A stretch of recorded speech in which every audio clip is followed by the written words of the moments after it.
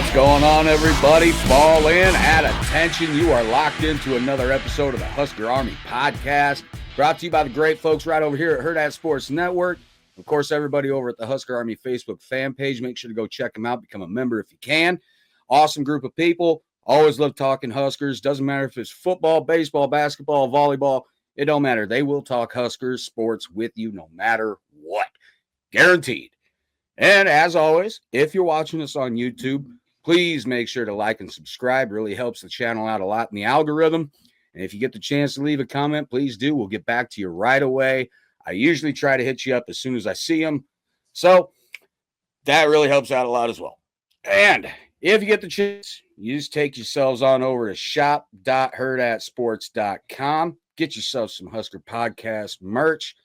Husker Army Podcast merch. And get yourself enlisted into the podcast if you can. We got the shirts, the trucker hats, the beanies, the coffee mugs, the stainless steel tumblers, and we should be adding some new items here, hopefully by the end of the season, maybe the middle of this season. So shop.hurrdatsports.com. Get enlisted into the Husker Army Podcast. All right, we are going to start it off. I am your host, Brian Knutzen. With me, as always, former Husker wide receiver, multi-time national champ, Kenny Cheatham, a.k.a. KC. Not the KC that we were at Thursday, so don't worry about that. And, of course, our guest today, everybody. We're going to have this be a staple from now on. Every first game of the season, we are going to have this man on to recap the first game. That's stamped now. It's stamped in stone, etched in stone, whatever you want to say. Our guest, Mr. Chris Pearson, a.k.a. King Chris or Mr. Happy. Chris, how you doing, my friend? I'm great, my friend. How are you doing? We're doing good. We got to talk about a win. You were at the game. I mean, real quick, Chris, what was that atmosphere like, man? It was fun. It was a lot of fun. It was kind of one of for my first road game, but I didn't feel like a road game at all because it was supposed to be Cincy's home game, but we took over it by a lot of people being at the game. It was a lot of fun, and that atmosphere was insane. Yeah, everything I kept hearing on TV, I mean, the commentators couldn't stop talking about how loud it was there. The way it was not a 50-50 fan base. No, this was like 80-20 and maybe 90-10, and it was amazing. I mean, the mayor of Kansas City even put out a post on social media thanking all the Husker fans, thanking the players, the coaches. I mean, the revenue that the fans brought into Kansas City, he said he hadn't seen anything like that in a while, if ever. So it was a great night for Husker fans. It was a great night for the team, the coaches. I mean, it was a great night for college football all around. I mean, let's think about this. The next night we get to watch Colorado lose to Georgia Tech. I mean, come on. That seals the only thing to put the cherry on top for that weekend is if Iowa would have lost. But come on, if they had lost to, what was it, Albany or whoever it was they played, come on. Yeah, it was Albany, I think. Yeah, and they were losing at one point. They were down 7-3. Yeah. This is in Iowa City. What are you doing? Oh, boy, my goodness. All right, enough about Iowa. That doesn't matter. We got 2 out of the 3 for the weekend. We got the W. The Buffaloes got the L. So, yeah, great weekend. Awesome. All right, so we'll roll into it. I mean, you already see it. Huskers take the W. 2017, Thursday night in Arrowhead. Oh, what an atmosphere that was. It was absolutely amazing. I've got to admit, I had butterflies in my stomach before the game. I can't even imagine how the players were feeling. Now, there are plus and minuses to this game, positives and negatives. If you look at just social media right after the game, you'd almost think we lost this game, the way some people were talking crazy. But if you go and look, guys, Kenny, I'm going to go right to you because, man, we have been talking about this for years on this podcast now. Back in the past, this is a game we very easily would have found a way to lose. This is one that we would have had, as we said in past episodes, Kenny, as you've said numerous times, That there we go moment. There it is. We didn't get that. Which was shocking. And that's putting it kindly. First of all, I want to say this. So if you see me looking down while we're talking, I'm going to tell you why. I have my phone propped up next to my computer, and I'm watching the volleyball team, and they have me pissed off right now. So I don't know what the hell they were doing the first two sets to let them jump on them like that, like they were out there half-assing, and then they want to play in the third set, and now it's 21-21. No, this is the third set right here. It's fourth set. It's 21-21 in the fourth set because they can't seem to get their head out of their tails and put this team to bed. So anyway, enough Who's with the that. volleyball team playing today? Kentucky. It's 21-21. Kentucky serving in the third set. Kentucky's up 2-1. They jumped on our heads. Kentucky ranked? It's number 7. Yeah, but we just took out what? Number 3? It's one of those what we've seen the last couple of years with Nebraska volleyball where we should be whooping, and then it's like when they get punched in the face a little bit, like we saw with Texas, like we saw last year with Penn State, it's like a mental meltdown. Now, if they come back from this, then we got a little fortitude, a little something in our gut. But right now, it's 22-21, and I'm pissed, and I keep looking down, and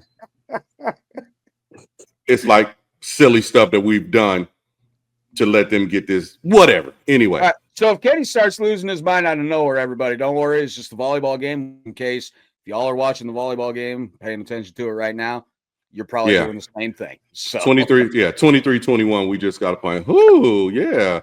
So anyway, in the past we've lost those games. We've made those mistakes. We got over the hump a little. I'm not going to say the hump. We pulled one out last night. Yes, which is what we've been asking to see.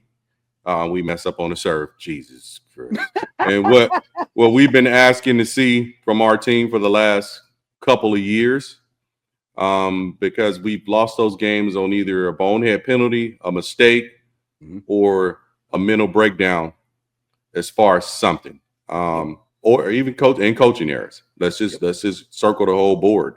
But for him to make that mistake, bounce back, and get the interception was a sign of forgetting to play. And I'm glad he made that interception because if that receiver had went for that ball earlier, it's game, set, match. You saw what I saw. And the receiver was a little late at going after that ball, which gave him a chance to get it. And everyone knows the rules in football when it comes to a jump ball. It's first man in the air gets the ball generally. And he took advantage of that. So I'm glad we pulled that out. So it gave me some confidence. I'm not jumping all the way off the porch saying, oh, they're going to do it like that all the time. I'm just happy that they got it done and gave me a little peace on Thursday. Yeah, I mean, Chris, we kind of talked about it. Being a goldfish. I mean, you hear it all the time, having that short-term memory. And like Kenny said, Hartzog makes that defensive pass interference, the exact play before the interception. And that man recovers mentally, goes out there, and makes the game-sealing interception. Now, that's mental toughness, Chris. That's something we've seen from this team since the staff's come in. Yeah, I mean, absolutely. I mean, that's been a difference from the stuff that I've seen quite a while because, you need to have mental toughness to get your mind right. And if Hartzog that was not there, it would have been game over, and Cincinnati would have won on almost like a Hail Mary almost. But yeah, but I was like saying, if Hartzog was not there, you just have to have mental toughness after tough plays like that. Yeah, and I don't agree with a lot of people that are questioning Sorsby taking that shot. They're saying, why would you do that? You're already in field goal range. It was, I believe it was only second down. It might have been it was first down because of the pass interference the play before. Mm-hmm. So, I mean, yeah, it's first down. You're at like the 35 or so, maybe the 30. You're going to take a shot. You had one-on-one coverage. He just didn't see Hartzog looming back there. Mm-hmm. That's all it was. And Hartzog made a hell of a break on that ball. And boy, I don't think he's ever ran as fast as he did to get over there either, because he made sure that was not getting caught. And then let's also not forget the pass breakup he had in the end zone earlier in the game as well. I mean, I believe Cincinnati still ended up scoring later in that drive. Sorsby might have ran that one in. I think it could have been. But that was another one. Hartzog was playing like a man possessed, and he didn't give a damn if he made a mistake because he came back and atoned for it in the biggest way possible. So, I mean, we'll talk more about defense here soon. I kind of want to get to the offensive side of it first. We'll go ahead and look at I'll pull up just the team stats first. If you look at it, we got them on first downs, 23-16. Third down efficiency wasn't bad, 10 of 18. They were only 3 of 10. We were 1 of 2 on fourth down, though, and thank God the one we got was that touchdown. But they were 2 of 2 on fourth down. Now, total yardage. Okay, we amassed 356 total yards, right? They only had 271. Now, that I know that doesn't sound like a lot, but the problem is 202 of that was on the ground. We'll get to that part soon. But we got them in total yards. We got them in passing. I mean, guys, 243 passing yards to only 69. That is a crazy stat to even think about, especially with a guy like Sorsby back there slinging the ball. And Raiola goes 33 of 42. Sorsby was only 13 of 25. I mean, Cincinnati only averaged under 3 yards per pass. That's nuts. The rushing, though, yeah, they got us there. We had 113 on the ground. They had 202. 35 attempts to their 29. They had 7 yards per carry on the ground. That can't go the rest of the season that way. That number's got to come down. We won in penalties, just barely, as far as number, but not yardage. We had 3 for 27. They had 4 for 20 yards, but we won the turnover battle and the time of possession. And the turnover battle, obviously, you know, the one fumble caused by Vincent Shavers Jr., and then, of course, the game-sealing interception by Hartzog at the end. And then you look at the time of possession. My God, what a disparity here. We had almost 40 minutes of possession time, 39 minutes, 30 seconds to their 20 minutes and 30 seconds. Now, that right there, that's something I want to see every single game. I want to see about a full quarter's worth of time in between our time of possession and their time of possession. When I saw the number of plays that we had ran, by the end of the game, we were in the 70s. I think it was 71 or 75 plays to their, I think it was 40 or 50 something. It was ridiculous. So, I mean, Kenny, you look at those stats, you look at the yardage, especially what we held them to throwing, 69 yards passing, or it might have been 63. I just looked at it and now I can't remember. Oh, goldfish, baby. Got to be a goldfish. But yeah, you look at those and, man, you'd think, these guys should have maybe ran away with this. Yeah, are you talking about us as a team? Yeah. Oh, absolutely. I mean, we stopped them as far as with their passing game.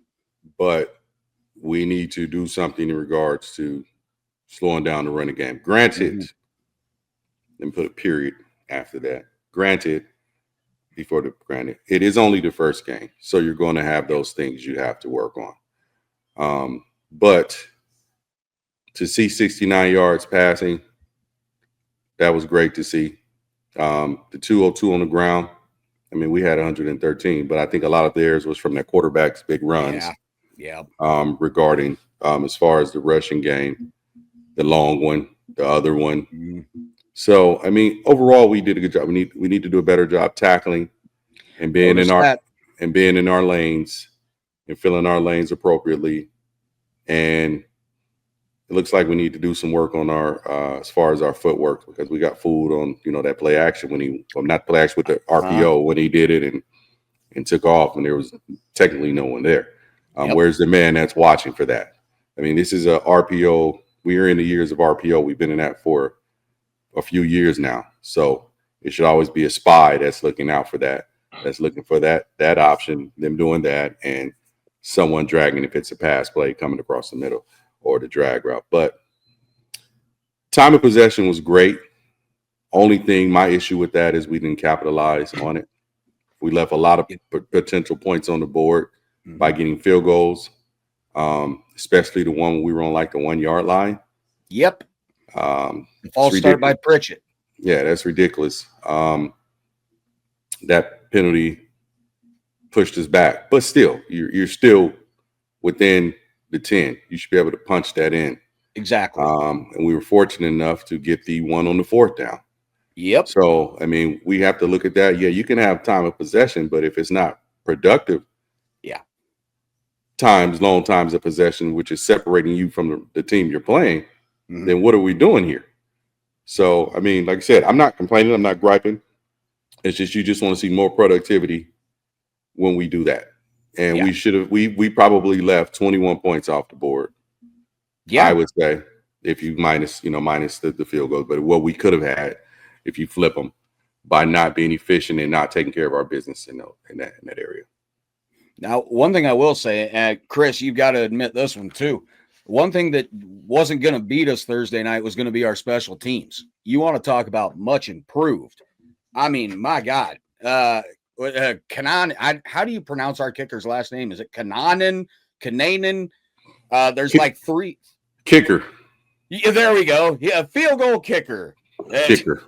Because these guys, like you're trying to spell banana with his last name. There's like 3, 4 N's, 4 A's. I don't know what is going on there. They don't deserve a name, kicker. You'll always be kicker. But I mean, this graphic right here, there we go. Kyle Kunanen, we'll go Kunanen. It was his first start, and he goes 2 for 2, and his first one was a 52-yarder, career long. I mean, and by the way, some of these graphics I pull up, credit to our brothers over there, sisters, Hail Varsity, part of the Hurrdat Sports Network family as well. So, yeah, it's, I mean, your first start, Chris, you got to admit, when he comes out to try that 52-yarder, first of all, I didn't even know who the heck was kicking for us. I didn't know if we had Hall back. I didn't know if Alvaro was back. I didn't know what was going on in that room. So to see a young man come out and his first attempt being a 52-yarder and just drilled it. And he probably had 3-4 yards to spare even. So what were you thinking when he comes out and just boots a 52-yarder, Chris? Well, I was probably nervous for him more than anything because, I mean, I was like, is it going to be Hall? Is it going to be this other kicker that I don't know his name, but yeah, I thought overall he was brilliant. I mean, our special teams was looking absolutely good. I mean, I thought it was good to see Archie Wilson. That was a good heartfelt story that I had earlier this month, Oh yeah. And then his family and friends all being brought to Kansas City for the game, getting to be with them on campus. I even got a graphic from Hail Varsity for him as well. I mean, Archie Wilson's first start, 4 punts inside the 20, but 2 of those were also inside the 10. And Kenny, I got to ask you, I know you're not much of a kicker guy and definitely probably not much of a punter, dude. Even though punters can sometimes be a hell of a lot tougher than some of the guys on the rest of the team. So, but this guy can punt with either his left leg or his right leg. And he showed it that night. He did it with both. And he's planting these with some pretty precision accuracy. That's got to make you feel pretty good for a punter. It's a punter, Kenny. I know. Hey, I want you to do this first. Go back to the kicker. Put that graphic back up. All right. There he is. There we go. Proud of you, young fella. Good job. We needed that. I didn't feel like it was going to be the past, whatever in the hell was going on once someone ran out there and kicked it after you made that first one. But I'm going to say this. Look how he looks in his uniform. That's why they're called kickers. Looks non-athletic. This guy looks like he walked up out of the dorm with his dad a trucker hat on and his white t-shirt and jeans, and just put on his uniform, stretched for about 5 minutes, and went out there and kicked the ball. I mean, look at that. There's not a muscle in his leg. Look at the guy. He's very shape. Vascular in his arm there, though. I mean, you could. Yeah, right. Look at that guy. Look at the pants all loose and sloppy. Not even a tight fit jersey, just ridiculous. But enough about that. But I think we pronounce his name Knutzen, like like the killer, Andrew Knutzen. Okay. It's spelled exactly the same. Oh God. But yeah, I mean that's good. Special teams looked a lot better. Coverage. A lot better. I mean, coverage was fine, but for me it was the kicking. Jeez. Man. I mean, we have been terrorized. But granted, again, it's game one, but we have been terrorized the last couple of years with kickers. I mean, it's been an Achilles heel for us for about 6 or 7 years. Oh, and it's cost us games. It's been horrible. So to see him make that first field goal, and it wasn't even iffy, and the other ones that weren't even iffy, and the punting that put us in some good position, field position, and put our defense back on the field. That was good to see. That was good to see. You know, I'm normally hard on kickers, but that was actually good to see. And damn it, volleyball is 6'5", and I'm pissed. But go ahead. Y'all are getting a very rare Husker volleyball update on the Husker Army, man.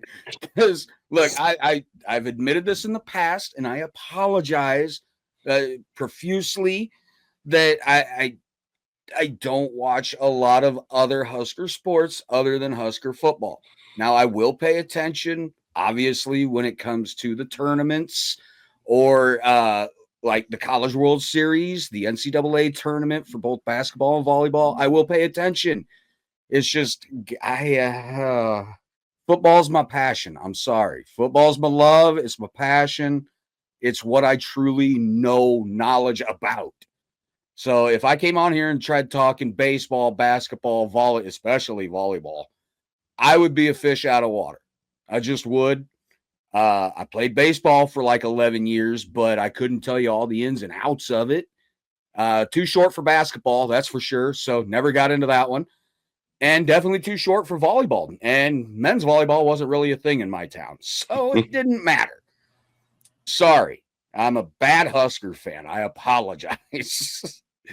But anyway, all right. Talking about the offense here. Chris, I mean, we'll go to you on this one. Pulling up Dylan's stats right here. It was a good day. It really was. You look at it, 33 of 42 for 243 yards, averaging almost 6 yards per completion, 2 touchdowns, 0 interceptions. Then you're looking at a QBR of 77.8, rating of 142.9, and completion percentage of 78.6. So, Chris, we've heard all the hype, the jump we need Raiola to make from his true freshman year to his sophomore year this year. And I think we're starting to see that already. Now, I know early on, a couple passes he missed that were really easy dump offs. And even me at home, I was like, Dylan, what the hell was that? One of them was a check down, I think, to Emmett that he just completely overshot him to the side.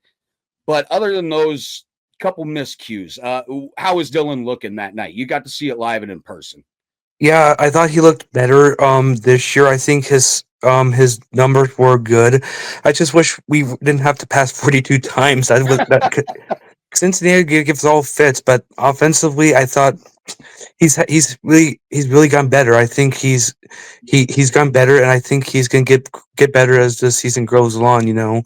I mean, yes, there's some passes that he wanted that back, like I told you the first game of last year, and that he still has a lot to improve on, but he's getting better. I could see that. I mean, he's working out and working hard to get better. That's what I meant. He's working hard to get better, and that's what you want from a QB that's making his second season start. I mean, he's getting better, and I know his run was it the third quarter? I could imagine, but his run, I think his running ability seems like it's getting better too. So you always want to see him get better, and My goodness, he looks like he's getting better for sure. Yeah, and Kenny, I'm glad Chris brought that up. Yeah, you watched the game yourself. You said you were home in time to catch the whole thing. Look, Dylan, you can tell he's slimmed down. You could tell his footwork's gotten a little bit better. It's a little more shifty. He looked more comfortable in the pocket to me. I know some people are saying like he's holding on to the ball a little too long. He's not going through his progressions quick enough. Personally, I think he played it just fine. He knew when to move around in the pocket, and he definitely looked a little lighter on his feet. So that's got to be somewhat, I saw that face, Kenny. What just happened? Hold on. I'm going to hold off on the question. Give us the update, Kenny. It's 9-7. We should have spiked the ball, but we let him. We gave it up to him nicely. Gave him a point. We're up 9-7. We should be up like 11 to like 5. All right. Go ahead. All right. Now, anybody that wasn't watching the volleyball game today, and this comes out Tuesday, and you haven't heard anything, you tune into this, you're going to know. We're going to tell you by the end of this show. I guarantee that. But yeah, talking about Dylan being a little more lighter on his feet, looks like he's a little quicker, a little shiftier. Those were the quarterbacks that you had to deal with on a daily, or got to see on a daily basis during your time here. So, I mean, we're obviously more of a 50-50 now, more than a 70-30 run to pass like it was in your day. But it's got to make you feel pretty good to see Dylan looking better in the pocket as far as when it starts to break down, being able to shift over, being able to, and especially that play he made to Lindenmeyer that almost got a score. Wow, that could have ended so bad, but thank God it worked in our favor. But like I said, Kenny, what did you see out of Dylan as far as his presence in the pocket from freshman year to the first game of sophomore season? You pretty much touched on a lot of it. I think he missed a couple throws that he could have got in there a little bit better, zipped them in there, the placement, overthrows, underthrows. But I'm a realist, meaning that I don't buy in the hype and all of that stuff with him coming into the program. I'm not buying into it now about he's supposed to be A, B, C, and D. What we need is just consistent quarterback play, and then consistent play from our team overall. Mm-hmm. So if he just, I'm sure he'll look at that. They'll watch film. Everyone watches film. Oh, yeah. See where you miss. Look at check down. See where you connect that. Work on those things. He's going to be okay. Now, it wasn't an overwhelming game. It wasn't a game where you're just like, ooh, look at the numbers. Yeah. But that's kind of generally what you want from your quarterback. The people forget or tend to overblow when you see the big number games. They're always flashy, or you might have thrown this 15-yard dig in a quarter. The receiver went 80 yards, or you get what I'm saying? It's just so many other things to it. So yes, we did throw the ball 42 times. Yeah, I would have loved to see him go over 200 yards. Yeah. But we would have had that if we connected on those passes. You think Emmett dropped the one? He probably could have got about 15 yards out of that, the one out of the backfield. Remember the one he dropped when he was coming out? You meant 300 yards, right? Because he had 243. Oh, Dylan had 243? Yeah, he had 243 in the air. Oh, I mean, 300. You're right. Throwing it 42 times. Yeah, we could have had more yards as far as that.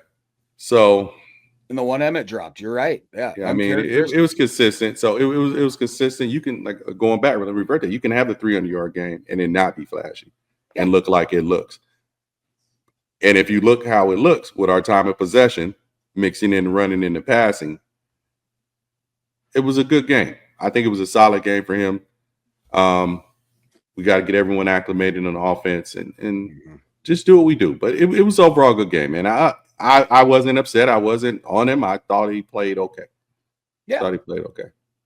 And then looking at Hail Varsity was nice enough to have a couple graphics up for two of the receivers. I'll bring those up. Has their individual stats on it. One of them being Dane Key, the transfer, the high-touted transfer we had coming in. He actually did have a pretty decent day as far as his Husker debut. 6 catches, 51 yards, and the 1 touchdown he had on that 4th down. And let's see, where's the other one? Here we go. And that would be Isaiah Hunter, 6 catches, 65 yards in his touchdown catch, which, wow, what a catch that was too. I mean, my goodness, that took concentration, Kenny. That's when I wanted to talk to you about that touchdown catch, man. You couldn't have been any closer to being out of bounds and still be in. Yeah. Look at the concentration. Yeah. You know who else they should have had on there? Lindenmeyer. The tight end, man. Yes, I do have his stats. You know what? Let me pull up this banner real quick. It'll scroll by on the bottom here. And as soon as I see it, he was huge. And not just his catching, his blocking as well as downfield blocking, his run blocking. My God, we did not drop off at tight end losing Markway. That's for sure. Hey, 15-8, we won. We came back. There it is. Shouldn't even had to come to this. So there we go. Lindenmeyer had 5 catches for 47 yards. Now that doesn't even begin to tell the story of the night he really did have, because he was an integral part on that offense. Like I said, not just his catching, but at some points being used as a decoy, you could tell. And then also, like I said, his downfield blocking, his run blocking. There was a couple times that it was his block that sprung Emmett. So, and same with Harburg. I mean, we didn't get to see his name get called catching anything or whatnot, but Harburg was out there doing the tough things, the hard stuff, the things a lot of other tight ends don't want to do. So, yeah, Linden, you are absolutely, I'm glad you brought him up. It was just, they didn't have a graphic for him that I could find. So, like I said, credit to Hale Varsity, because they're the ones that had these graphics posted. I believe it was on X. I guess I'm going to start calling it X. People are tired of it being called Twitter. Whatever. But we'll move on to the next guy that I wanted to talk about on offense real quick. And Chris, I had to pull this up too, man. You got pictures with so many people. The jealousy level on my end to you, man, is it's off the charts. It really is. You've got pictures with Emmett, Dylan. The most recent one I remember seeing was with our AD Troy Dannon, right? Who also actually gave you a personal tweet out on that thing, thanking you for meeting him and everything. He had a blast getting to talk with you. I mean, when I tell people that you're the living embodiment of Husker Nation, it's not just me trying to blow smoke up people's rear ends. I'm telling you the truth. That you act exactly how Husker fans should act. Right. Win or loss. Right. All right. So here you go. Here's the stats for Emmett. 25 carries, 108 yards, no touchdowns, but that's okay. I can live with that. Getting over 100 yards, doing the hard work, and getting tough yards. My God, he was running like a man possessed sometimes, averaging almost 4.5 yards per carry. So I guess I'll pull up his other graphic from Hale Varsity, because I love these cool little graphics they got. So yeah, 4.3 yards per carry, 108 yards, 25 carries. That's a solid day. Or a solid night, whatever you want to call it. So, like I said, Chris, coming back to you, man, you being at the game, what kind of toughness was Emmett showing that night? Well, to describe Emmett, I'm glad you pulled out the picture from July's Husker Road Race. That was a fun event. But yes. So yeah, Emmett had a really solid day, I thought. I mean, yes, I'd like to see him get touchdown, but he just did the workload. You need to have workloads to take off the pressure off Dylan. That helps out a lot, because he was running tough through the nails, and man, he was fun to watch. And I mean, he had a long run that was fun to watch too. So I think he's gonna eventually get better at times, but I'm glad he's shown what he can do, because I mean, he was battled for a lot of running backs behind him last year, but I think he's bodied to be the number 1 running back, and I think he looks more impressive so far to start the season, man. Yeah, I mean, I'll throw it to you too, Kenny. I'll pull up one more graphic real quick, but I kind of dig that trophy that whatever this new KC Classic's going to be, Battle Sports, I think it's called. kind of dig that trophy, and Emmett sitting there in the locker room with said trophy. We've talked about Emmett for the last, I think, couple of years now, and we've had him on the show. He's a great kid. And I hate to say kid, but I mean, God, I'm like 20 years older than him. So come on, I think I've earned it. So I mean, talking about Emmett, Kenny, look, he did his job. He did what he said he was going to do. Yeah, he ran hard. Very hard. He got the tough yards, and that's what we want to see. And he's RB1. Yep. And you guys have heard me say this for a long time now, Brian. You and Matt especially have heard me say, "Hey, it's you have a different mindset when you're consistently rotating as a running back, as far as going in there being RB1." Yep. You know what I mean? Because you know they're going to come back to you. You know you're going to get the ball back instead of you run this play, then you're running out. Now, it's good to put the other running backs in. You want to play to keep the legs fresh, and you don't take the beating out there on the field on your body to wear a chair, because eventually it'll break down. Mm-hmm. But to know he was going to get the ball, and I loved and keep going, and it just builds that confidence. Now, what I did love seeing was the way he was churning his legs. He didn't stop. He fought for yards. He kept going. He didn't go down easily. And that's what you want to see. And that's what you want. And he had over 100 yards, 25 carries. That means you're working. Yep. That means you're working. That means you fought for each yard that you got when you see numbers like that. For those of you who really, say, oh, it was pedestrian. It was barely over 100 on 25 carries. That means you're working. Yeah. Now, if you see 10 carries for 150 yards, 12, 13, I mean, you hit the hole and it was see you later. All you saw was my hamstrings flexing in the back of my feet touching the top of my butt cheeks because they come picking them up and putting them down. So, I mean, he worked hard for those yards. He got those yards. That was part of the domination of the time of possession. Yeah.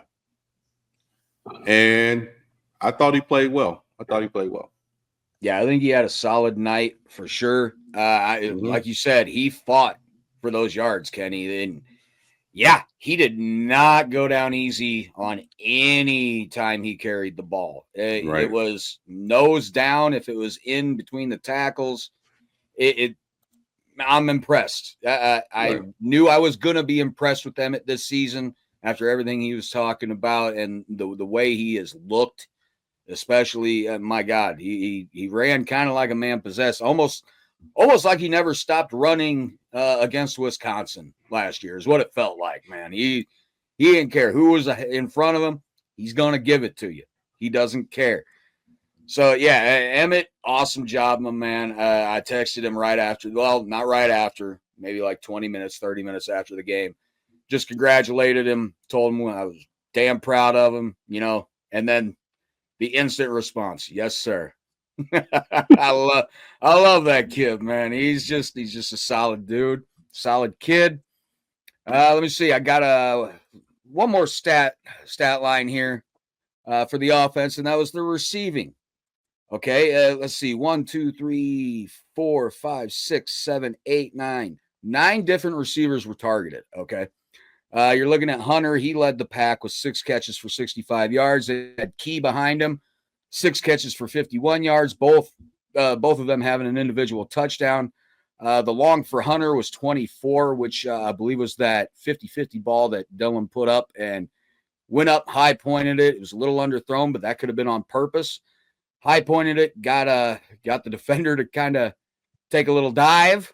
So that was his 24-yarder. But then you got Luke Lindenmeyer. I mean, tight end, 5 catches, 47 yards, averaging almost 9.5 yards per catch.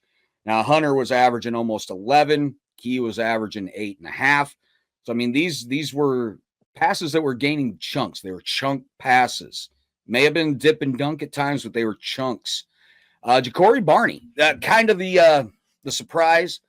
Didn't see a whole lot out of him, although I was very happy he was okay after that very first hit he took in the first quarter where he got bent in half. I was like, uh-oh. I thought he was hurt for sure. But Jacory gets 5 catches for 27 yards. Emmett out of the backfield, 7 catches for 27 yards.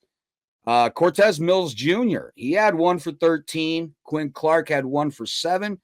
Janiram Bonner, we'll talk about him here in a second when I get this graphic off of here. It'll be kind of speculation, but he had 1 for 4, and Isaiah Mose had 1 for 2. So talking about Bonner, as it's not sounding good. The hit he took, watched the replay, watched him being helped off the field, watched how he was acting on the sideline, and then Rule right after the game saying it doesn't look good. And that's not what you want to hear. I got a bad feeling there could be an ACL tear there. It's definitely something in that right knee. And that sucks because you're kind of dependent on him to be kind of that new Swiss Army knife on offense. You could line him up fullback. You can line him up at tight end. You can line him up at receiver. It almost didn't matter where you put him. He knew his assignment at almost every position. So, I mean, did you see anything as far as what we may not have seen on TV during that injury at all, Chris? It just looked like it was like probably a bad injury, you know. I mean, I kind of feel bad. I was like, I hope it's not a season. Everybody, he was hobbling a lot, and he went to the sideline after the game, and we didn't see him for the rest of the game. So, yeah, it's unfortunate, but you know, we have next man up for him. But I feel bad for him, man. That was the hardest I've saw all night. But yeah, we'll find out more from Rule, you know. Yeah, we'll probably hear more probably come tomorrow or Tuesday. But that one hurts. It really does. The only plus side I can see from that, it's the first game of the season. You know, you can get a medical red shirt if you want to come back next year and prove more, prove that you're back 100%. You can get a medical red shirt, no problem, especially after the first game of the season. Yeah, I don't see them denying that. But they could, I guess, if they want to be real D-bags about it. They could absolutely deny it. But first game of the season, I think was it the first quarter? I think so. Oh, my God. Yeah. I was just like, I saw him go down. I was like, no. Nah. And then I saw the replay. I was like, oh, no. Not good. Not good at all. But, yeah, so offensively, and then the last thing I want to talk about on the offense, obviously it's got to be the offensive line. Okay. Look, we got a lot of high hopes coming into this season. Pritchett, I hate to single anybody out, but that false start on 1st and goal, that was a killer. And then we ended up settling for 3. That we can't be doing that. And what bothers me a little more about that is Rule has in press conferences singled out Pritchett, you know, saying that he does have those mistakes in practice. That's why he's not listed as the starter. But he's still going to be in there to rotate guys, to keep them fresh and everything. It just, I don't think he's going to be in there on situations like that for a little while now. Yeah, not when you're making those type of mistakes. Yeah, you I can. mean, how much more mental preparation do you need? If I know something is the reason that I'm not playing or I'm not this, you fix that and you correct that. Yeah. You fix that and correct that. So sometimes when stuff like that happens to people and they get that snatch from them, it doesn't affect them like it would some others. Some people it can break. Some people they can break down and check out. Some people can make stronger. But if he's been having those issues, then unfortunately, it sounds like he needs to sit. Yeah. Because you're going to cost your team, case in point, as you just did, because you have no discipline. Yeah. That's ridiculous to me. Why don't you have the discipline to sit your tail down and not jump off sides or not do silly? Sometimes some stuff in football is just silly stuff that people do. Yeah. I mean, there was no reason for you to jump. Nope. There's and you know where you're at. That's awareness. That's called being aware of where you're at on the field and what we're trying to do. Yep. And the jump, it wasn't crowd noise because we had advantage with that. Yeah, Dylan had quieted the crowd down. I mean, so what are we doing here? You know what I mean? Sometimes you just have to look at the person and say, hey, man, what are you doing? Why? Are you that ready to go, or are you just not prepared? I don't know. It could be both. Yeah. I mean, if they're saying, like you said, if Coach Rule is saying he's had those issues in practice, my guy, you need to fix that ASAP. Yeah. And you guys know Rule. He's not going to single a player out just to, badmouth them or talk down to them or anything like that. And that wasn't him, calling him out for anything. It was somebody had asked him a question as to why he wasn't listed as a starter, and Rule just gave him the honest answer.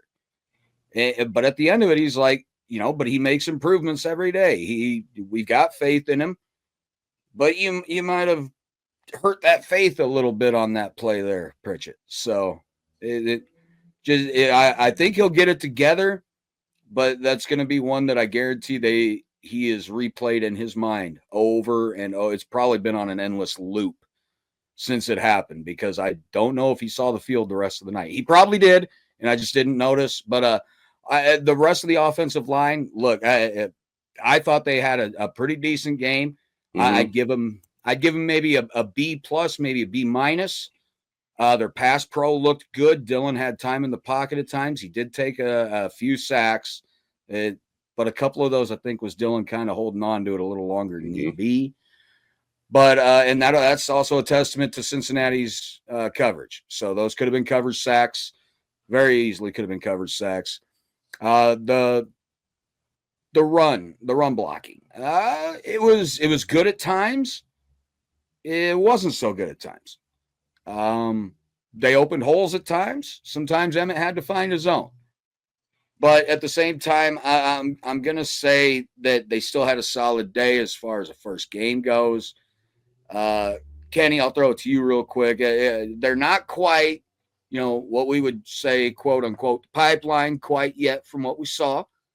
But, even in the past, the real pipelines, people got through. People got sacks. People got tackles for losses against them. So, do we push a panic button at all? Because I thought it was solid. No, I thought it was a solid game. I mean, there's always going to be things. You can come out of any football game, even if you hang 80 points on someone with stuff to work on and things you can do. Trust me, we heard it every Monday, and we hung 50 balls on people. So, I mean, but that's just coaching. Yeah. And that's just seeing where they can get better. That's wanting to get better, and that's practicing to get better and then executing to be better. Mm-hmm. So, I mean, a little bit more nastiness is what we want to see, because that's what we're all used to seeing. Open bigger holes, bigger runs. Mm-hmm. I think we left some yards on the ground at times. Yeah. There were too many tackles for my liking, right by the line of scrimmage or right after the line of scrimmage. And I think we missed some opportunities where we could have taken advantage of that. Now, granted, I'm going to say this. I'm seeing it from a different lens, because I'm seeing it from line up, hit him in the mouth. Mm-hmm. Today's game is a little bit more finesse as far as that aspect of football. Absolutely. So I think at certain times I have to taper my expectations or what I would like to see them do. But hopefully they get all the kinks out prior to the Michigan game and work on these next couple games. Yeah, all right. Now, Chris, talking with you about the offensive line, like I said, you were there, man. You got to see it live and in living color. They did a good job dealing with that big guy on Cincinnati's defensive line, that Corleone. Mm-hmm. They kept calling him the Don. He is a big boy. He is a big boy. And he had a couple tackles, I think, behind the line of scrimmage. But other than that, you got to admit, Chris, that offensive line, they handled him pretty damn well. Yeah, I thought he did. I thought we prevented him from tackling our running back, tackling Emmett that much. You know, I mean, he wasn't. I mean, because Cincinnati was trying to play the different defense than I've seen from last year. But yeah, man, it was good to see our offensive line play well. I mean, I just wish our run blocking was but like Kenny said, I mean, could be a little better at times. But we're facing probably a good front that we haven't seen before, and they're not no slouch for that defensive line. They're pretty good, and I know we gotta adjust the offensive line. But like I said, pass blocking was probably the most improvement because pass blocking was not great last year at times. Mhm. That's the absolute truth right there, Chris. At times last year wasn't quite the best thing we'd ever seen. That's for Yeah, sure. All right, so offense did their job, putting up enough points to win it, and might as well move on to the defense. I got to show this picture real quick. That's the man of the hour right there, Mr. Malcolm Hartzog Jr. holding up that Battle Sports trophy for the Case Class, whatever the heck it's called. They said it's going to be like a thing every year now. What, that game? So, yep, the Battle Sports Classic or whatever it is. I think Kansas City's going to host it. Oh, okay. Yeah, so Arrowhead's going to have a little fun every single college football season to start off. Okay. Now, here's the defensive stats as far as players go. Now, nothing's going to jump out at you, really. The guy leading in tackles was Deshaun Singleton. Okay, that's a defensive back. So, I'd rather not see that. We only had 2 tackles for loss, and one of those is split half and half between Singleton and Nwaneri. The other one that got a tackle for loss would have been Javin Wright, which I'm going to kind of pick on him a little bit here in a moment, but nothing horrible. I'm sure he's seen it on film. He knows what to do to fix it. I got to kind of give him a little crap for it. But and then you just go down the line. A lot of guys, they did their thing, but they didn't do the things we were kind of hoping to see them do, especially on the defensive line. Linebacker play, it was okay. Well, I'll give you one more graphic there. I mean, as far as the defense goes, they did force 2 turnovers. We didn't give any up. Held Cincinnati to 3 of 10 on third downs. For you mathematic whizzes out there, that's 30%. And then, like I said, only allowing 69 passing yards. So, and again, credit to Hail Varsity for that graphic there. So, all right. Defense-wise, passing defense is great. We kind of figured it would be. Secondary's very experienced. We got veterans back there. Up front, that I understand. Look, we're a little lighter there. We're a little faster. But I didn't see a whole lot of pressure. Yeah, I wasn't seeing a whole lot of getting into the backfield. I was seeing too many holes getting opened up on that line. I was seeing guys getting gunked up into the middle to allow it to bounce to the outside.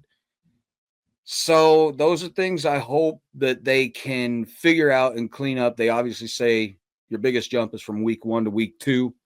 That's when you're really going to know. But I mean, we're going to play Akron, who just got shut out 10-0 by Wyoming. So I don't know how much we can really put stock into the next 2 games. If if we come out and just annihilate both, I don't know how much stock you can put into that. But defensive wise, I need to see a little bit more up front and on those linebackers. They did enough. Especially Vincent Shavers Jr. forcing that fumble, getting that turnover there. That was huge as far as a swing in that game already. So what do you think, Chris? You got to see it. Again, I'm going to sound like a broken record. You got to see it live, man. What were you seeing from that defensive line? well, that defensive line did not play like the defense line like we've been seeing the last couple of years, but I mean, we just probably didn't execute that well. I mean, because we had so many missed assignments, I would say, because we just had no quarterback spy, and I know that drives people nuts. Saying, "Where's the quarterback spy?" When you need to have that, sometimes it may not hurt you down the road, but you never know if you don't do that. Correct that, it can hurt you in the Big Ten play, and that's what I've seen for a while now. But it didn't hurt us, But I just want us to get better at that spot. But like I said, our defense line. Yeah, there's no much pressure. We're still learning how to play with each other. Because it's a new upgraded defensive line. Yeah. We have a new D line coach that comes from the Chiefs. Mm-hmm. He's gonna learn how Big Ten plays. Because it's not like the NFL anymore. I know he has new bodies to work with, but yeah. Man, we gotta get better. I know for a fact we need to get a lot better on that side of football because that concerned me a little bit. But it's game one. You got some jitters out there, but we need to get better at that side of football. Yeah, I mean, Kenny, what did you see out of that linebacker play? Because okay, I'll pick on Javin real quick, even though not a linebacker. If I'm not mistaken, he's not a linebacker, but he had a freebie. And I mean, coming in full steam ahead on Sorsby, and he allowed Sorsby to sidestep him, and that's when he picked up, I think, 10, 11 yards. Mm-hmm. When he reached his arm out? Yeah, that was the angle. Get under control. That was the angle he took, and how he was a little wild when he went in there under control. He should have been under control. Yeah, and see, that's like your little nephew almost. So, you're going to have to reach out to him and be like, look, young buck, all right, come on now. You know what you're doing. You know what to do. Yeah. Uncle Kenny's just got to tell you, man. That's it. Man. Gotta fix that. Yeah. No, I just think with he needs to fix that. That could have changed the momentum of the game. But I think with our defensive line, so how can I say this without saying this and people taking it the wrong way? It's not like we had a dominant defensive line the last couple of years. Yeah. We had a stout defensive line.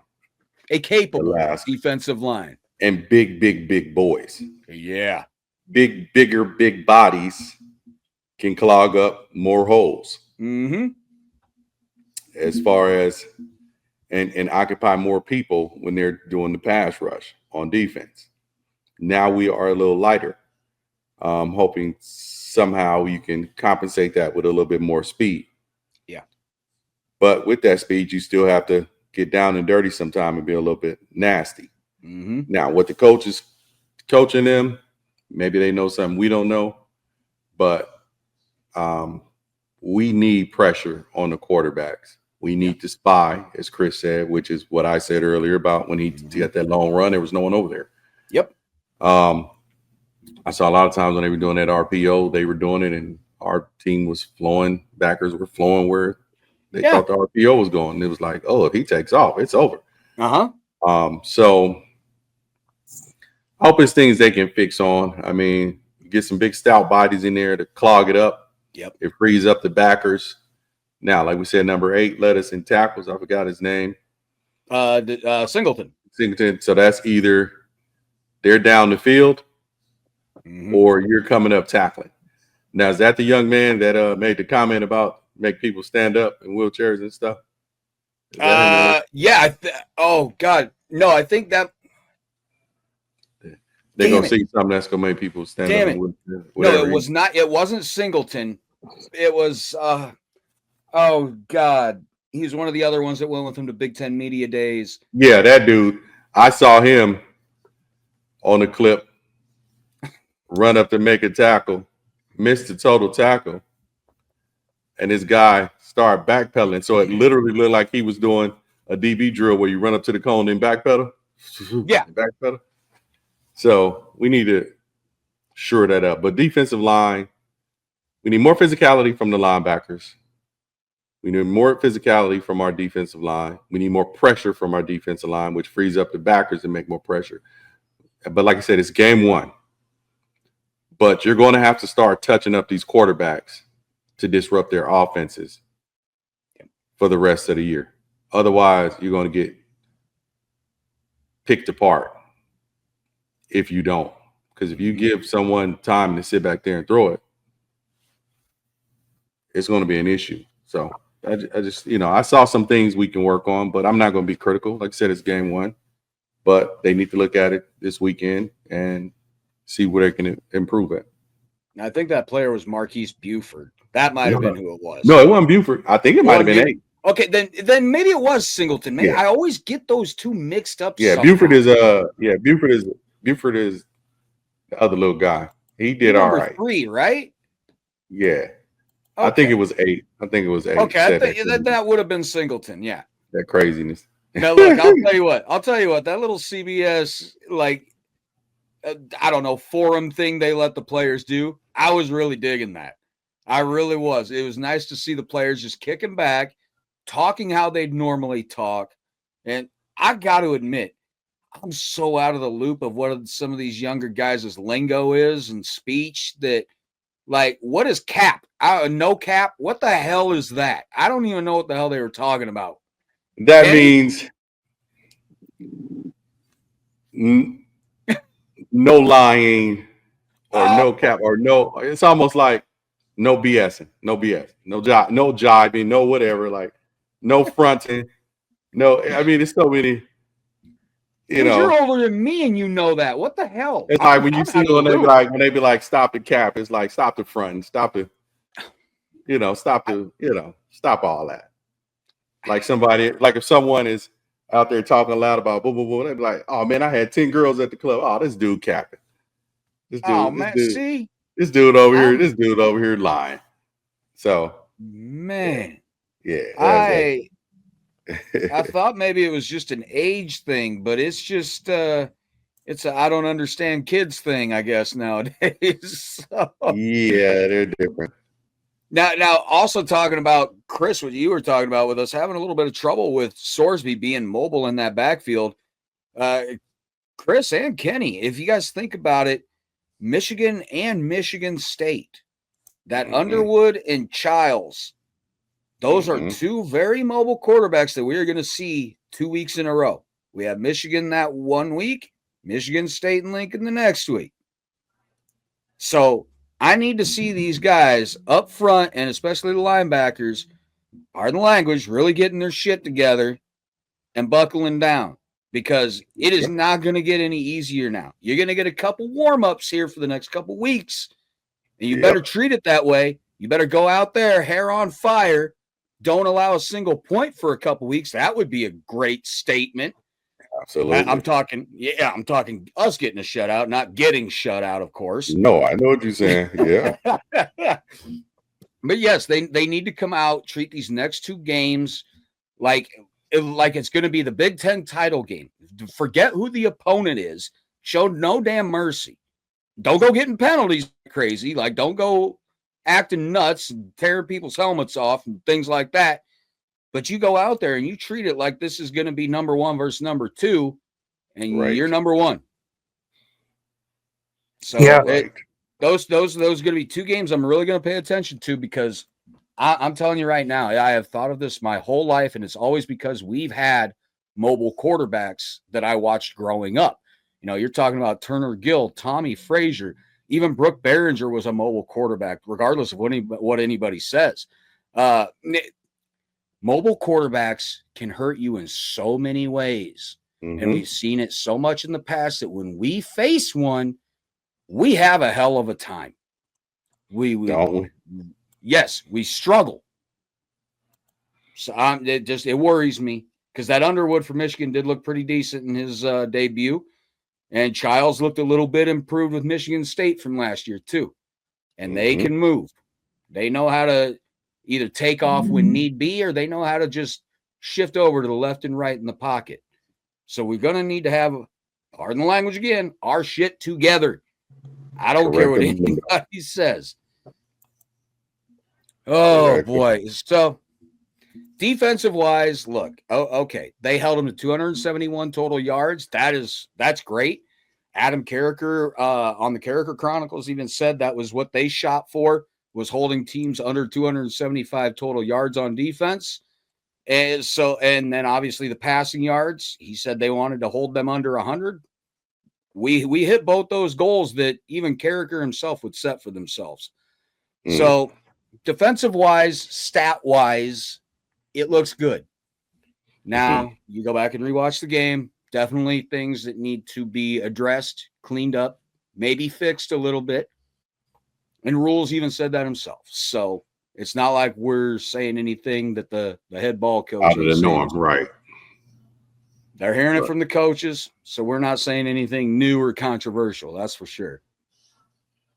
So, all right. Now, look, I've been waiting to get back into this part. We're just going to call it Husker social media from now on. It's no longer Husker Twitter or Husker X. But what I do is I'll pull some stuff off of Twitter and now Facebook. And just to get kind of a sense of the fans' reactions to the game. You get those raw reactions where that nerve is just exposed. Now, I didn't pull some of them because, good Lord, Husker fans, come on, get it. We're 1-0, man. I mean, look, I'm going to show you this right here. Hell Varsity, 1-0. Come on. We won the game, a game that we would normally find a way to lose in past years. Correct. We're going to be upset. Look, right. Kenny, I'm going to tell you right now, you know this for a damn fact. Our title years, 94, 95, even 97, we didn't blow everybody out. We had close games. What was the score of the Washington State game? Didn't we only win by like 10?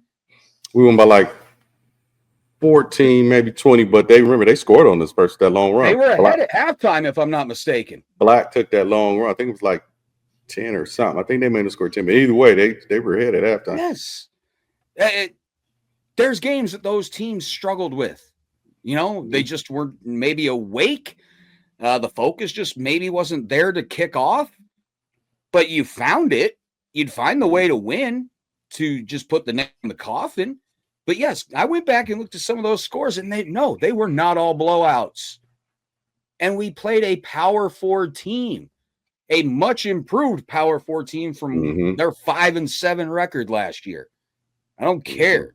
They really have improved, as Sorsby improved as well. His accuracy kind of concerned me early on because that was not the accuracy or lack of that I was watching film on from last season. Man. Right. So I pulled ones that are sort of feel good posts, if you will. You know, fans that actually see it the way we do, see it the way Chris does. There'll be a couple that might be a little negative, but it's not pointing something out that nobody didn't see. Right. First one we got here, though, is from our buddy Hudson Hockey. Sorry, Hudson. I always want to say Hacky because it's what it looks like it's pronounced as, but you told me it's like hockey. But he was at the game as well. So more jealousy thrown toward the young man. But he just simply tweeted out, got to meet Will Compton and Taylor Lewin pregame. Need a Husker Army Pod X at Bussin' with the Boys collab in the future. Fire emoji. Hudson, I love you, man. Thank you. I appreciate that. We appreciate that. We would love to have a collab with Taylor and Will with Bussin' with the Boys. It's a long-ass shot, dude. Long-ass shot. But, hey, what's the worst they could say? No? Right. Cool. Say no. That's fine. Not like we haven't been told no before. Man, I've heard so many no's for things for people coming on this show. There's no offense. I don't mind. Right. That's the worst thing you could say to me. Man, bring more. I'll take more no's. I'm okay with it.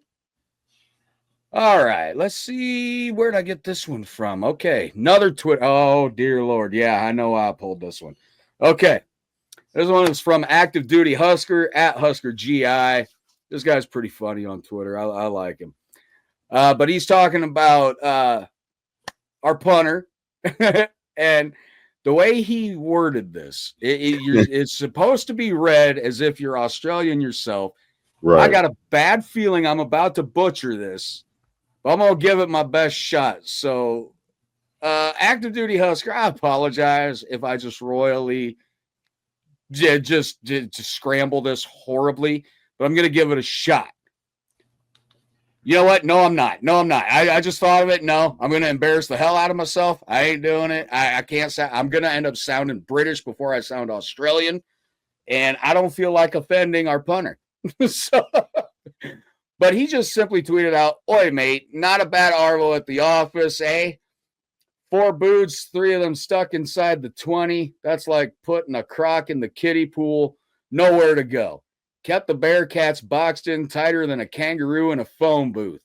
Just doing me bit to flip the field, mate. Go Big Red." You see, then he had his stats there. He had 4 punts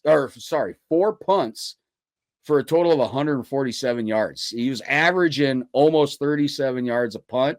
And along a 41, I'll take that anytime. And especially, like I said, they weren't that long because he was punting from maybe our side of the 40 or our own 40. So he's putting them exactly where he needs to be. So, Chris, did it look like he was having some fun out there that night? Yeah, first football game, he was having a lot of fun. I think when he did something good, I think he was really excited with Coach Eckler. I mean, it's good to have Coach Eckler back on the sidelines. I missed that a lot. After he was not retained after 2011 season, I think. Mm-hmm. Yeah, to see that fire back on special teams. I mean, my God, that guy's vertical is ridiculous. My God, he's got some ups. He can jump. Yes, he does. The kicker? Or are you talking about the coach? The coach, Coach Eckler. Coach Eckler, and then the punter, Archie. Yeah, Coach Eckler's got some ups, Kenny. He really he's got some springs in those legs. Okay. And he ain't no spring chicken either. Got some bounce though. He does. Okay. All right, trucking right along here. This one was good. I had to pull this because one of your former teammates there, Kenny, Dr. Rob Zadiska, the doc, and he just simply tweeted out, "The softness of our run defense is concerning." Now, we touched on that, and I absolutely agree with them on that. Chris, real quick to you. I mean, the run defense obviously wasn't what we wanted to see, but there's got to be room for the improvement, a jump from week 1 to 2, right? Yes, there has to be improvement. We're facing less competition next this upcoming Saturday at Memorial Stadium. But like I said, we just gotta get better. I know for a fact we just didn't execute at times. Like I told you before, we just need to do better job. Mm-hmm. Yeah, and Kenny, touching on what you said earlier in the episode here, the tackling. We talked about that in our season prediction episode, and I raved about how they tackled last year. Making open field tackles, one-on-one, getting a hold of somebody and waiting for help to get there. That was a little bit lacking Thursday night, but they still were getting, one-on-ones, getting some open field tackles. There was a couple that really prevented big plays. Mm-hmm. So do you think that gets addressed and hopefully maybe not totally fixed, but definitely cleaned up more before the next game? Yeah, I think so. Most definitely, because they're going to see it. Well, how can you deny something that you're going to physically see with your own eyes, looking at it on video? The tape don't lie. From 15 different angles. Yeah. You're gonna have their end zone view, our end zone view, both sideline views, and above the stadium view. Yeah. So I mean, what can you deny? You can't escape. You can't. Eye in the sky don't lie. That's what we were always told. I mean, so Big Brother's always watching. Yeah, how you go sit up here and say, "Oh, I didn't." That you? That red beam come out? Is that you? Yeah. I mean, hey. Well, I mean, literally, that beam hit you. Bing, bing. That pointer. Is that you? Yeah. Is that him? Is that what happened? That wasn't me, Coach. Looked like you took a wrong fault step. I mean, it's there. So fix it. Yeah. Make the tackle. Yep. All right. This one right here. This one I just pulled because I thought it was funny as hell, and it encapsulated exactly how most of Husker Nation felt after this game. And this one came from Jake Sorensen at 937 Jake Sorensen. It simply said, all caps, holy shit, they are going to win a close game. Yes, Jake, yes. That's exactly what I was thinking. We've talked about it numerous times already today. These are games they normally would have lost. Normally would have found a way to blow it. Hartzog wouldn't have made it over to get the interception or even have an attempt to knock it away. Our corner would have been beat. It would have been a touchdown with less than a minute to go, and it would have been, here we go again. But not this year. Holy shit. Not to take what you were saying, Jake, but holy shit. We won a one-score game our way. Like, we didn't need, they even had help. Cincinnati had help with that pass interference to play before. So, and right then and there, I know what I was thinking is exactly what every other Husker fan was thinking. Yep. Ah, shit. Yep. They're about to blow it. Yep. That's exactly what I thought. And I'm already in my head playing what, like, Coach Rule and Raiola are going to be saying as far as press conference goes afterwards. I'm like, oh, God. Did you get a picture of Buddy's shirt? That was hilarious. Oh, dude, we almost always win. Yeah. I love that. That thing is, Chris, I think that shirt's like a solid 2 or 3 years old now. Yeah, we don't need that shirt anymore. Here's the set. They sell it at Husker Hounds. Yeah, I've seen it at Husker Hounds. Yeah, you should say we always win. That's all it needs to say anymore. That's all it needs to say. Right. All right, moving right along. This one was from Huskies over on Twitter or X, and it was just simply says all caps touchdown with a lot of exclamation points, and it's a still shot of that great concentration catch by Hunter in the end zone, getting that toe down, making firm possession of it before the knee came down out of bounds. I just thought that was a great shot that they had there. So, yeah, one of those things that Kenny, that one reminded me of a couple years ago at Minnesota to open the season.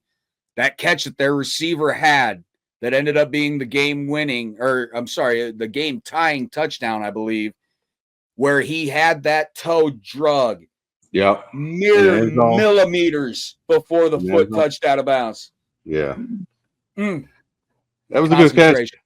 Concentration, focus, and awareness of knowing where you're at on the field. Very much. Very much. You can't say anything, but that's a great catch. Just like when we did the episode after the Minnesota thing, remember I said, shit, there's nothing you can do about that. Nope. There's nothing you can do about that. Some stuff you just say, oh, yeah. It's like when basketball, when they throw that up and it goes in, you just, oh, shit, all right. What do you want me to do? I mean, some stuff you just or that throw where you're like, God, he got that in there. Yeah, and it just what do you want me to do? You can play everything right. You can do everything right, and then that happens. I mean, it's happened. You know. It seemed like the commentators were against us, man, because they were like, looks like the knee came down before he had possession. And I was just like, good God, man. You know, you see the replay, right? You see that right toe. And then, after they played it 4 or 5 times, then they're like, oh, he may have gotten that toe down, but I don't know if he had firm possession. Man, shut up. Dude, quit taking a side, okay? Right. All right. We are just about there. What do we got here? Texas Toast off of X. At Texas Toasty 54. And yes, we touched on this, and I was saying this numerous times all weekend long. And he simply tweeted out, has John Butler ever heard of a QB spy before? My God, I've seen this movie 1,000 times before. And he's absolutely right. That was something that was baffling me a whole lot, especially after he burned us a couple times. We still were not having. Yeah. Yes. No spy on him? What are you doing, Butler? Come on, man. I know you're smarter than that, and I know you saw it. Come on. It just makes me wonder if maybe that wasn't part of the game plan defensively, and he didn't want to try and implement something new on the spot. But you've got to try, man, because you're supposed to have these guys ready to go in situations like that on game days. That is correct. You're supposed to be able to change as the game goes, make your adjustments. You almost let that quarterback beat us with not just his arm, but his legs. Yeah. Now, granted, like I said, 69 passing yards. He wasn't going to beat us with his arm. He tried at the end, but he was still hitting some decent passes, Yep. He could have picked us apart. Yeah. Thank God. Thank God for experience in the secondary. Thank God. All righty. Let's see. Which one do I got here now? Aha. From our boys over at No Blog, No Rock Podcast at NBNR Podcast. Letting an inferior team stick around. Just Huskers things. It's true. We brought this up numerous times. Chris, I know you've seen it a lot. It seems like, especially in the last 5 to 10 years, we play down to our competition. Yeah. So you got to admit they're kind of on the right path with that tweet. Okay. Yeah, that's for sure. Now, as far as playing down to our competition, so help me God, if they do that this week and next week, I'm driving to Lincoln and I need to make an appointment with all the coaches, with all of Husker Nation showing up. We're going to get a Zoom call going. We're going to need to tell the coaches what the hell needs done. What are you doing? We need to be let in on it. Yes, what the hell is going on? Because we can't play down to the competition, because by the time we get the bigger competition, we need to play up to it, and we're not quite ready. Right. Damn. Right. So you gotta choose how you want to get down. To get down or lay down. It's gotta be one or the other. So not choose to get down. Yeah, you gotta be ready to go. Yeah, you don't lay down. You have to be ready to go, man. So they better figure it out. All right, what do we got? Yes, Ken over at Generation Red, Gen Red Pod. Not a fan of Butler's rush defense tonight. Not exactly the hell on wheels that DL that Rule promised as far as the defensive line goes. Hey, but at least special teams hasn't really hurt us so far. And he's right. We touched on it all through this episode. The run defense definitely wasn't up to snuff, but special teams did not beat us. We didn't beat ourselves with special teams. Yeah, we've had enough of that.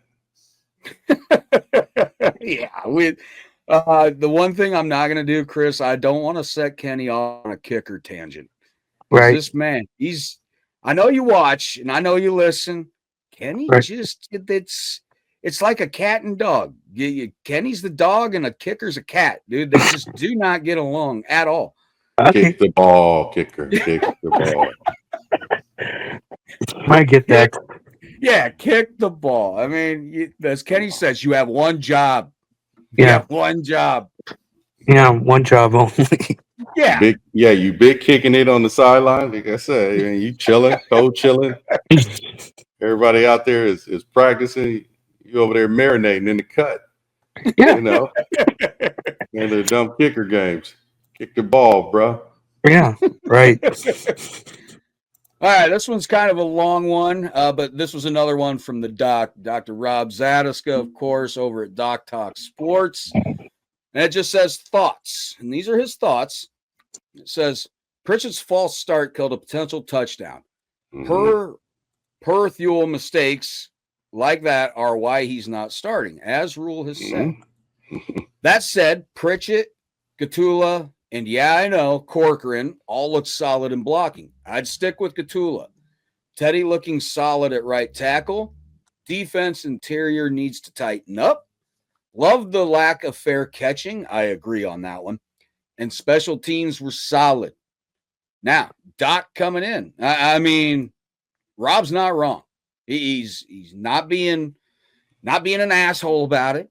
He's not being mean. He's just strictly stating facts. of what he saw. And if he's going to tell you what he saw, observations, yeah, exactly. If he's going to tell you what he saw on the offensive line, rest assured that's what was happening and what he saw. I mean, that man didn't play it at the level he did for no reason. Not to mention the brain the man's got. 4.0 GPA all throughout your scholastic career. Bite me, dude. Like that something. When I first heard that in '94 during all the Orange Bowl pregame, I was like, you gotta be kidding me. This dude's never had anything less than an A in his life. And he goes out there and bangs his head against people every damn play. I don't get it, man. Different dude. Yeah, one of my buddies had him for one of his surgeries. And man, he saw Zadisco walk in. He's like, no way. I was like, dude, if that had been me, I'm like, forget the anesthesia. Let's hold off for a second, Rob. We got a lot of talking to do, man.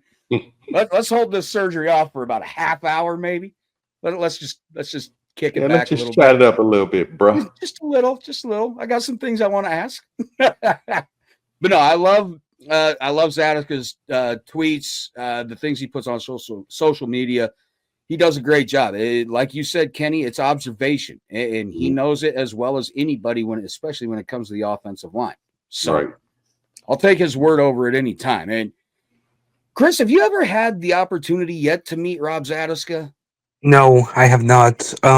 He sounds like a cool dude. I mean, probably just like kind of like my brother. Like he's smart too. So I'm like, I'm missing out on something, I guess. Yeah, we're gonna have to fix that for you, Doc. If you somehow are watching or listening to this, you've got to meet Husker Nation rolled up into one person.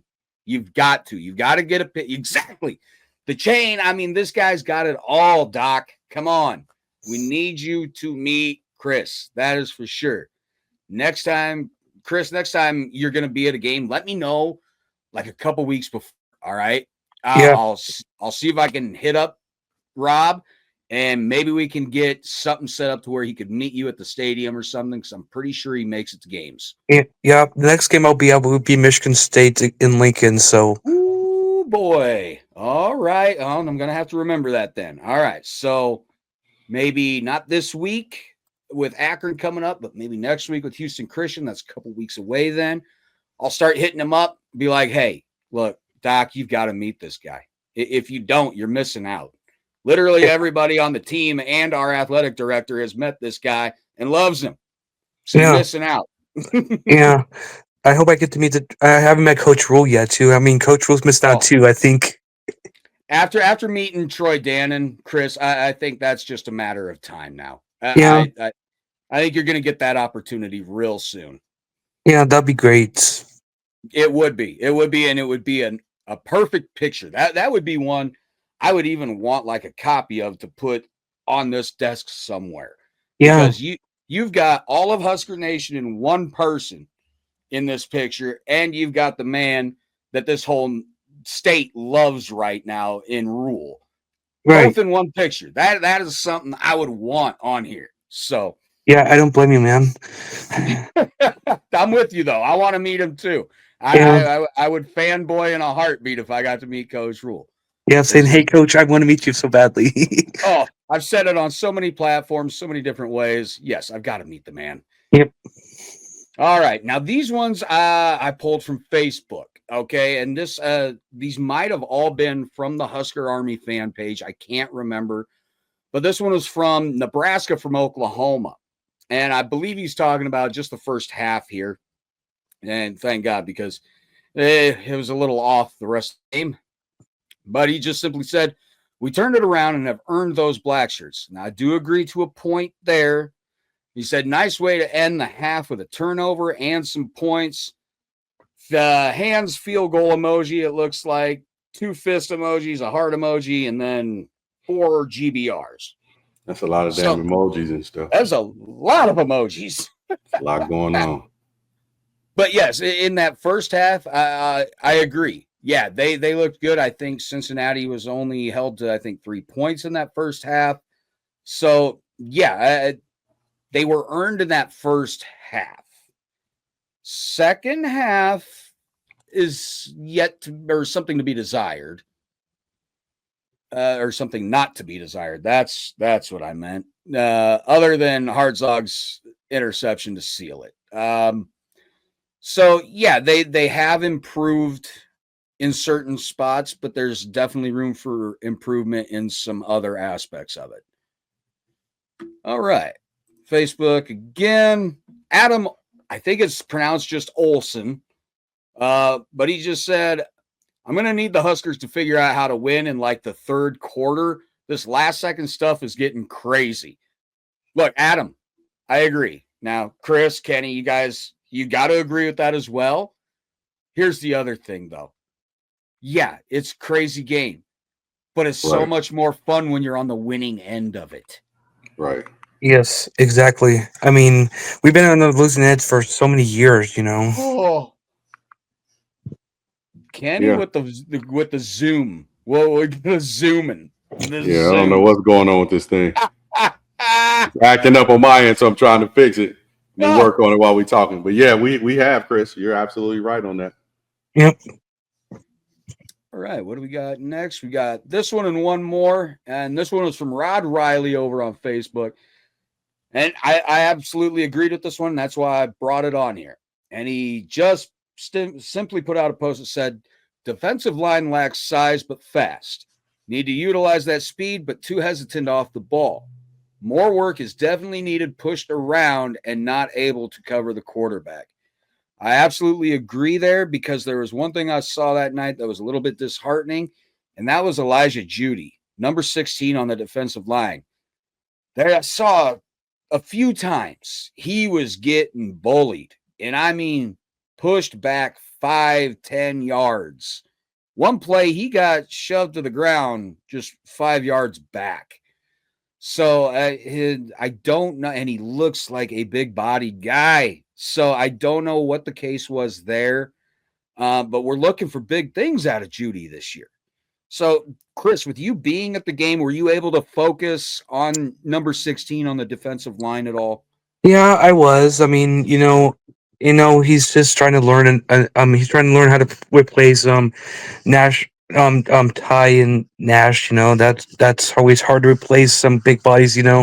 But I think he's getting better. I think he will get better as the season goes on. But I just think it was a good first test, because he's going to see that come in Michigan. I mean, he knows if we're going to have a chance, we just going to have to slow down the QB runs a lot more than we did in the first game. Yeah, they'll definitely have to contain Underwood, and they'll definitely have to contain Childs at Michigan State. So, yeah, it's one of those things. Hopefully Judy sees it on tape as well, or on film, whatever they call it. But yeah, he'll see exactly what we're talking about right now, and the coaches are going to see it too. And they're gonna look at him and be like, "What the hell, dude? We know that's not you. That's not what you do. We know what you can do." So I'm sure it won't be any pointing it out to discredit the young man or down him whatsoever. It's going to be one of those as pointing it out to motivate and just make sure he knows that you can correct this. Right. All right. One more from Facebook. This is from Jeff Robinson. And I agree 100% here as well. Jeff simply said, got to give the Cincinnati D credit. They kept everyone in front of them. Thankfully, we found a way to win. Many positives came out of Arrowhead for the Huskers. We have much to improve on, but a win is a win. GBR. And damn straight. I mean, Chris, a win is a win. It's just like they say in racing. It don't matter if you win by an inch or a mile. Winning is winning. Exactly. I mean, it can be ugly at times, but you just always have to find a way to win, because you have some momentum, a lot of momentum sometimes. Oh yeah, and Kenny, you guys have said it even in your playing days. You wouldn't have cared if you won by a point every single game. Yeah, you won by way more than that every single game, but a win was a win. Mm-hmm. A win is a win. I mean, it can be ugly, it can be pretty, it can be basic, but a win, you want to come out with the W in that column. Mm-hmm. That's what it comes down to. So, you know, Right. they got the win. We're happy they got the win. They didn't blow it. Yeah. Thank goodness for that. All right. And no more posts as far as any of them to talk about. Just this one I had to pull from, I believe it was on the Husker Army. It was somewhere on Facebook. And it just simply said man of the day. And it's Emmett Johnson pointing to Malcolm Hartzog Jr. after the game. And absolutely true. He was the man of the day, the man of the hour, the savior, if you will, of the 2025 campaign. One game in, already saving a season. You gotta love it. You love to see it. So there you go, guys. I mean, that's Husker social media for you. Tried to keep it as positive as possible. Of course, pull some that they hit on the right things that we even talked about on here. So one more thing to do, and that would be it's time to start this up again this season. That would be our field generals of the week. And that's basically our players of the week, as you know, but we're sticking with the Army theme. So field generals of the week, if you will. And of course, it's not hard to figure out. It's going to be Emmett Johnson on offense. I know some people might say Dylan deserved it with the outing he had, but I'm sorry. I'm giving it to Emmett on this one, the first game. Over 100 yards rushing, averaging over 4 yards per carry. If you take that into account and he carries the ball for 4 yards on first, second, and third down, you have a first down every time. So Kenny even said he's doing the hard work. He's getting those tough yards. The legs are churning. They don't stop. He's looking for a way to get farther on the field. It doesn't matter. And then, big surprise on defense. Who's getting this one? Malcolm Hartzog Jr., the man that sealed the deal for the Big Red for Husker fans everywhere. If you didn't know his name before, you sure as hell do now. That's for sure. My God. So there you go, guys. That is our field generals of the week. The funny part about that is, and it's the first time I've done it, I was trying to figure out what pictures to use for that. I pretty much figured out which one I was going to use for Malcolm. I was stuck on like 4 different ones for Emmett. I didn't know which one he'd want used. So I just said, screw it. I texted him all 4 pictures. I said, dude, I can't figure out which one to use. You tell me which one you want. So he wanted the one where he's squeezing that ball after one of his runs. I was like, bet, dude. I got you covered. That's the picture I'm going to use. It sucked to try and crop all of the Cincinnati guys around him out of it. But by God, that's why it would be his left elbow is a little cut off. But I did the best I could, Emmett. So, yeah, there you go. Emmett was the one that wanted that picture used, and I'm all for it. Like, that's the thing. If I'm in contact with any of these current players whatsoever while we're doing shows and they get a player of the week nomination, I think I'm just going to start asking them straight up, hey, here's a few different choices. What one do you want used? That's all I need to know, man. Easy work. Yeah. It is. Yeah. Leave it up to the guys, man. Just like them getting voted for the single digits. You pick it, man. You tell me which one you think represents it better. And I'm glad he gave me that one because that ain't even the one I was going to go with. So I was like, perfect. Good. That's hilarious. All right. Holy hell. I said maybe an hour or less. I was wrong. I should have known better. It was the first game. I knew I was going to put together a bunch of different graphics. So that's kind of on me. But We'll go ahead and get ready to shut her down now. I mean, this has been an absolute blast. Like I said, Chris, you're going to be a staple on here from now on. Every first game of the season. Doesn't matter if you went to the game or not. No big deal on that one. If we start the season like away, and you're not going to the game, it doesn't matter. Because I know you're going to be watching every second of it. And I know you're going to have things to say. So just from now on, Chris, let's just plan on you every season for the first game. You're coming on with us to recap that first game. I appreciate that. I'm looking forward to doing that. I mean, I think our next year's game will be against Ohio to open up the season next season.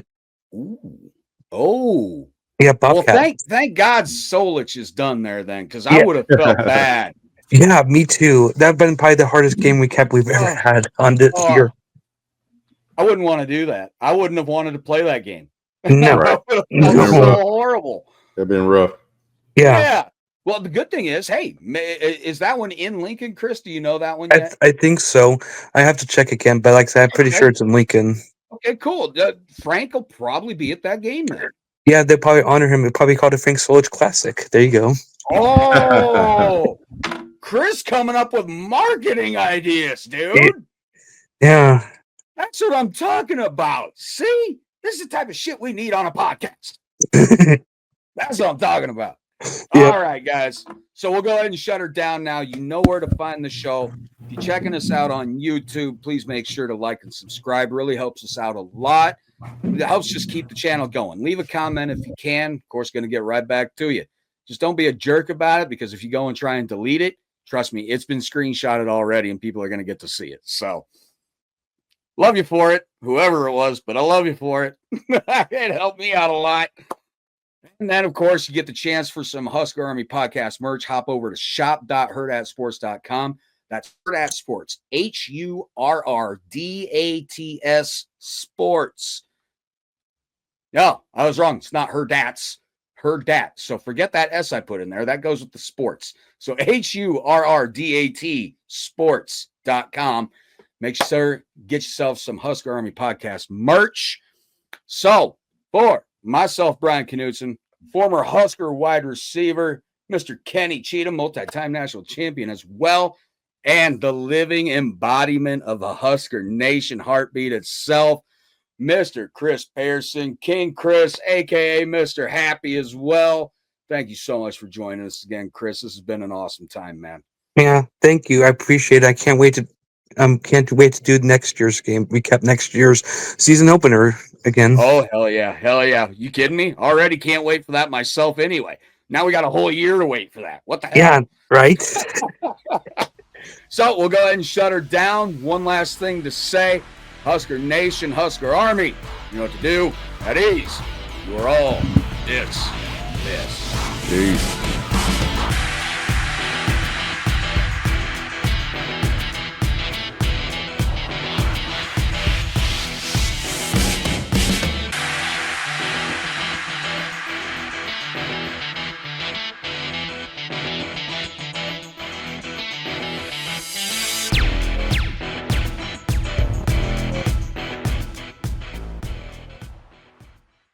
A Hurrdat Sports Network production.